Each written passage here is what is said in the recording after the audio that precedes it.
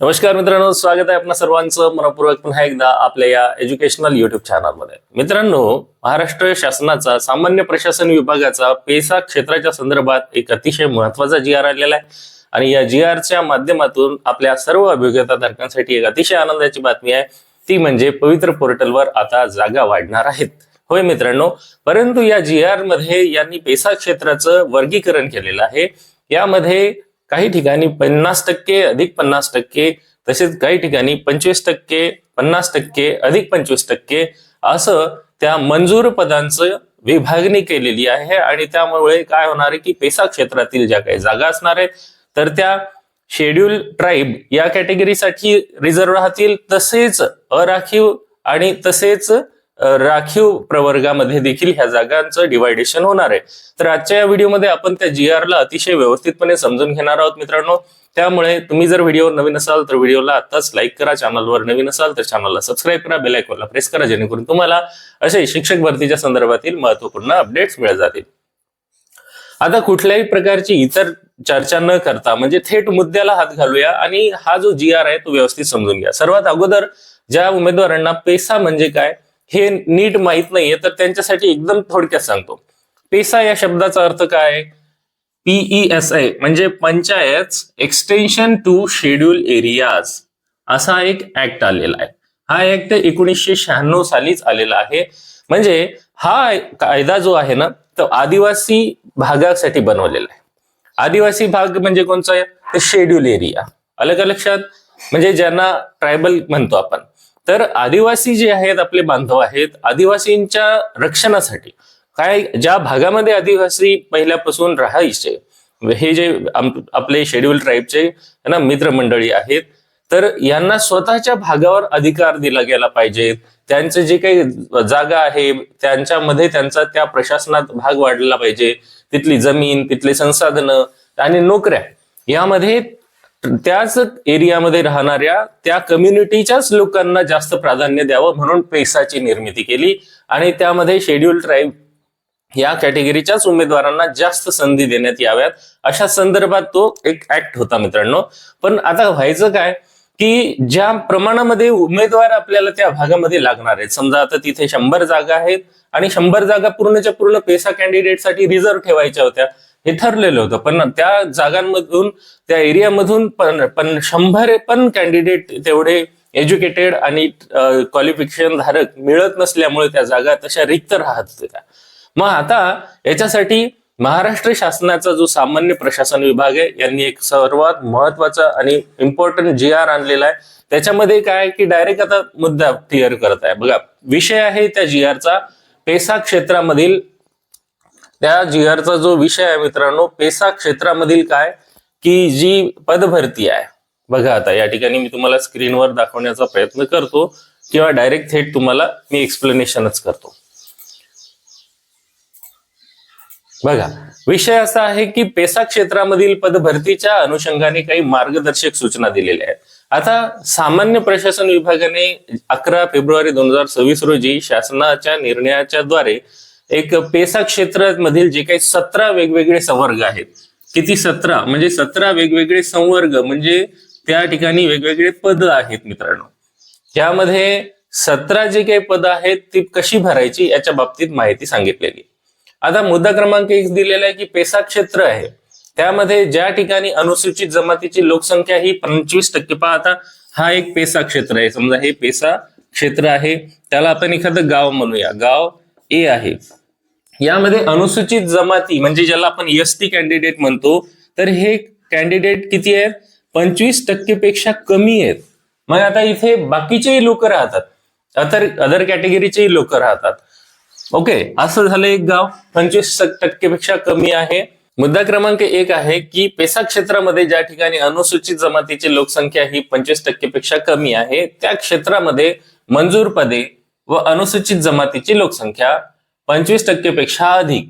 आता इथे मंजूर पदे किती आहेत ही गोष्ट विचारात घ्यावी लागेल. मंजूर पदे व यांची जी लोकसंख्या आहे ST कम्युनिटीची लोकसंख्या 25% पेक्षा जास्त, 50% पेक्षा जास्त व 25% ते 50% मधील लोकसंख्येचे क्षेत्र. आता याच्यामध्ये दोन होणार आहेत. एक 50% पेक्षा जास्त आणि दुसरा 25 ते 50% असे दोन भागामध्ये याचं काय होणार आहे, विभागणी होणार आहे. अशी विभागणी करायची आहे. 50% पेक्षा जास्त लोकसंख्या असलेले किंवा 25 ते 50% लोकसंख्या असलेले अशी विभागणी झाली. त्या क्षेत्रामध्ये मंजूर पदे याप्रमाणे मंजूर पदांची विभागणी करायची आहे.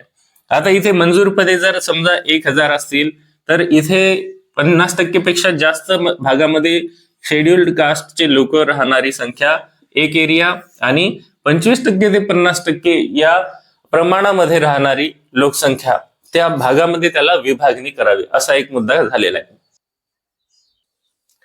मुद्दा क्रमांक 2 आहे सामान्य प्रशासन विभागाच्या 11/2/2026 रोजीच्या शासन निर्णयातील तरतुदीनुसार अनुसूचित जमातीची लोकसंख्या 25% पेक्षा जास्त असलेल्या क्षेत्रामध्ये 17 जे अधिसूचित संवर्ग आहेत त्या संवर्गातून एकूण पदांच्या 50% पदे हे अनुसूचित जमातीकरिताच ठेवायचे. म्हणजे आता हे जे 17 संवर्ग आहेत ना, तर याचे 50% पद, आता या ठिकाणी समजा किती जागा आहेत तुमच्या, 1000 जागा असतील. ह्या जागा याच्या 50% जागा ह्या कोणासाठी असतील, एसटी कम्युनिटीसाठी राहतील, यातल्या सर्व संवर्गांकरिता. ठीक आहे. आणि 50% जे असतील तर त्यांच्या ज्या ह्या जागा असतील ह्या 50% जागा ह्या अराखीव म्हणजे काय, ओपन, तर ओपन कॅटेगरीला दिल्या जातील. असं म्हणजे पहा, 50% एसटी आणि 50% ओपन, हे झालं 50%चं डिवायडेशन.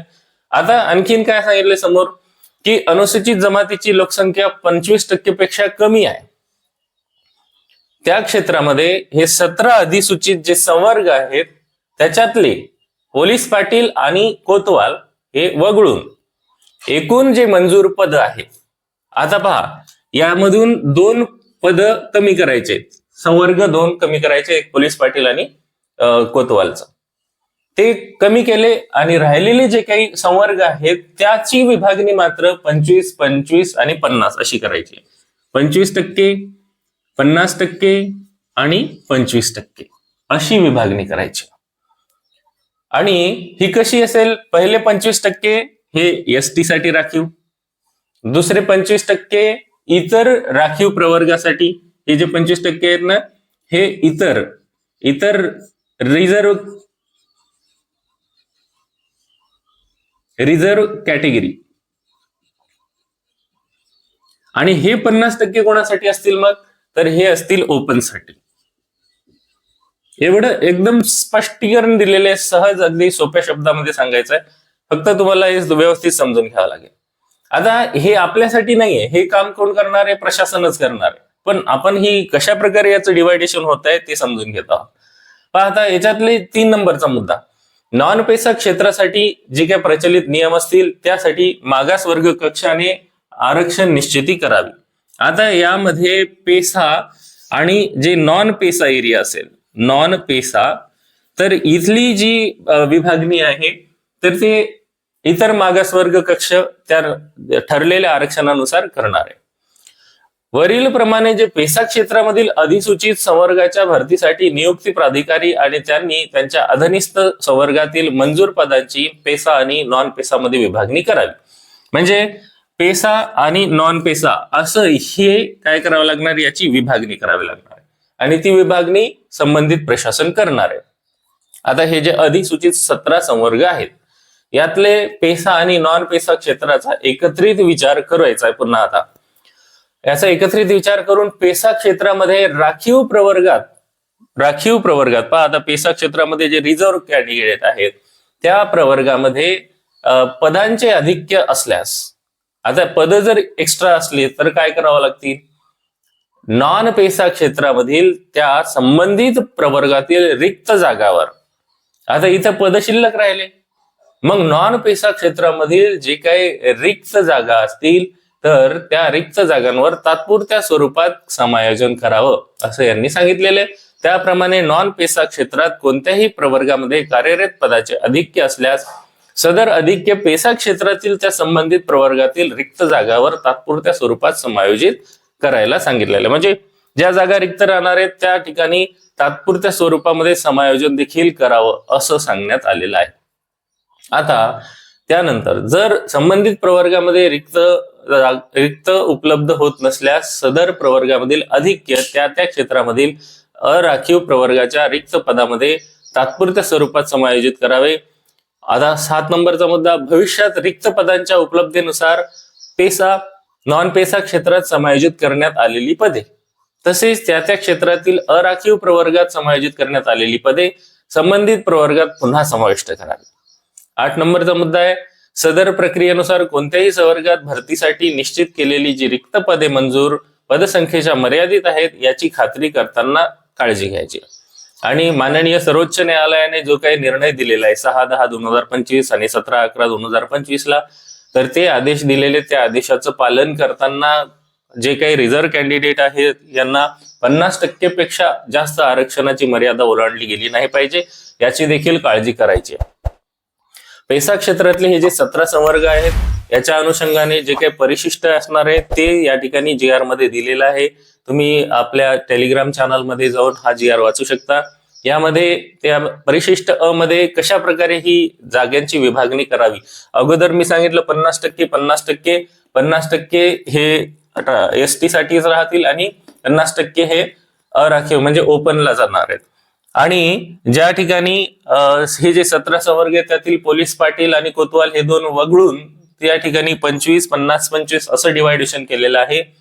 त्यामध्ये सर्वात पहिलं की पेसा क्षेत्रातील अनुसूचित जमाती ज्या आहेत यांची जी लोकसंख्या आहे 25% पेक्षा कमी असेल तर त्या जागांची विभागणी अशी होणार आहे, म्हणजे 100 जागा असतील तर 25 जागा ST ला, 50 जागा ओपनला आणि 25 जागा इतर कॅटेगरीला. आणि मग या दोन्ही प्रवर्गांचं पेसा आणि नॉन पेसांचं एकत्रीकरण करायचं आहे. त्याच्यानुसार मग जे काही जागा असतील त्या जागामध्ये सध्या कार्यरत जागा किती आहेत ह्या वजा करायच्या आणि त्यातून रिक्त ज्या जागा राहतील त्या जागा भरल्या जाणार आहेत. म्हणजे आता हे झालं GR as it is explanation GRचं. अगदी थोडक्यात जर सांगायचं झालं तर मी एकदम थोडक्यात असं सांगतो की पेसा क्षेत्र हे पूर्वी केवळ पेसा कॅन्डिडेट साठीच होतं, परंतु म्हणजे ST कॅन्डिडेट साठीच होतं, परंतु आता त्या ठिकाणी उमेदवार उपलब्ध नसल्यामुळे जागा रिक्त राहायच्या, त्या भरपूर जागा रिक्त होत्या ना, तर त्याच्यासाठी त्याचं डिव्हायडेशन करायला ठरवलं. ST साठी 50% जागा द्या आणि बाकीच्या ओपनला द्या. पण जिथे 25% पेक्षाही त्यांची लोकसंख्या कमी आहे त्या ठिकाणी 25% जागा ह्या ST ला द्या, कारण त्यामधून कॅन्डिडेट कमी मिळतात. मग ओपनला 50% जागा द्या आणि इतर कॅटेगरीला 25% जागा द्या. हे सगळं देत असताना शासनाने ठरवलेले नियम आणि कोर्टाने दिलेले निर्देश यांचं कठोरपणे पालन करावं अशी देखील सूचना देण्यात आलेल्या आहे. आशा आहे तुम्हाला ह्या व्हिडिओमधील माहिती समजली असेल. व्हिडिओ आवडला असेल तर लाईक करा मित्रांनो, आणि चॅनलवर नवीन असाल तर सबस्क्राईब करा. आणखीन पुन्हा एकदा या व्हिडिओचं GR दाखवून तुम्हाला एक्सप्लेनेशन मी नंतर करणार आहे मित्रांनो. आशा आहे तुम्हाला ही माहिती समजली असेल. व्हिडिओ आवडला तर लाईक करा, चॅनलवर नवीन असाल सबस्क्राईब करा. पुन्हा एकदा भेटूया नवीन व्हिडिओमध्ये नवीन माहितीसह.